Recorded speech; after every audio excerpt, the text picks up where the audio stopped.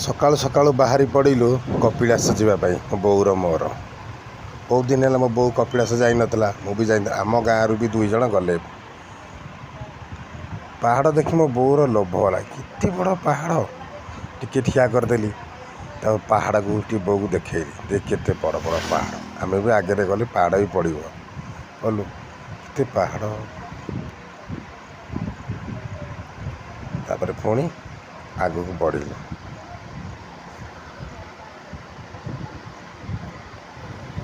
ବୋଉ ଖାଲି ବ୍ୟସ୍ତ ହେଉଥାଏ, ସାତକୋଶିଆ ଜଙ୍ଗଲ କେତେବେଳେ ପଡ଼ିବ। ମାନେ ହେଇ ଦେଖ ଆସିଗଲା ସାତକୋଶିଆ ଜଙ୍ଗଲ, ଦେଖ ସାତକୋଶିଆ ଜଙ୍ଗଲ। ରାସ୍ତା କରେ ଖାଲି ମାଙ୍କଡ଼ ବସିଥାନ୍ତି, ଖାଲି ମାଙ୍କଡ଼, ଜଙ୍ଗଲ ସାରା ମାଙ୍କଡ଼। ଖାଲି କିଏ ଭୋଗ ଦେବ ଖାଇବେ, ସେଇ ଆଶାରେ ବସିଥାନ୍ତି ମାଙ୍କଡ଼ମାନେ। ଦେଖିବ ରାସ୍ତା କରେ ଖାଲି ମାଙ୍କଡ଼ ବସିଥାନ୍ତି। ପାହାଡ଼ 1352 ପାହାଚ ଦେଖି ମୁଁ ଡର ହେଲା। ମୋ ବୋଉ କହିଲା ତ 20ଟା ପାହାଚ ଚଢ଼ି ପାରୁନି, ଏତେ ପାହାଚ କେମିତି ଚଢ଼ିବି? ସେଠି ପୁଣି ଫେରି ଆସିଲୁ। ବୋଲେରୋରେ ଗଲୁ, ବୋଲେରୋ କରି ରିଜର୍ଭ କଲୁ, ବୋଲେରୋରେ ଗଲୁ। ଏତେ ବାଙ୍କ, କେତେ ବାଙ୍କ, ତଥାପି କାଉଡ଼ିଆ ବାଲା ଚାଲି ଚାଲି ଯାଉଥାନ୍ତି। ଦେଖନ୍ତୁ କେତେ ବାଙ୍କ ଦେଇ ସେ କାଉଡ଼ିଆ ବାଲା ଯାଉଥାନ୍ତି। ଦେଖନ୍ତୁ, ତାପରେ ଆସି ପହଞ୍ଚିଗଲୁ ବାବା ଚନ୍ଦ୍ରଶେଖରଙ୍କ ପୀଠସ୍ଥଳୀରେ। ବ୍ୟାରିକେଡ଼ରେ ଧାଡ଼ି ଦର୍ଶନ କଲୁ। ଦେଖନ୍ତୁ ବାବା ଚନ୍ଦ୍ରଶେଖରଙ୍କର ଦର୍ଶନ ମିଳିଲା ଏତେ ଦିନ ପରେ। କି ସୁନ୍ଦର,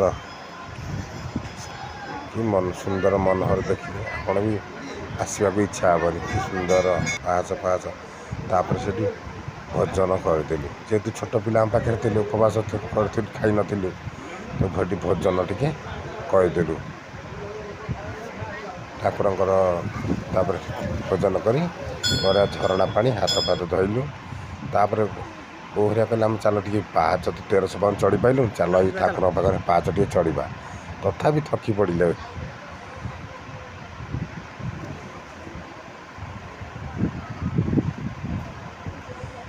କିନ୍ତୁ ଉପରୁ ବାବା ଚନ୍ଦ୍ରଶେଖର ଉପରୁ କି ସୁନ୍ଦର ଦୃଶ୍ୟ।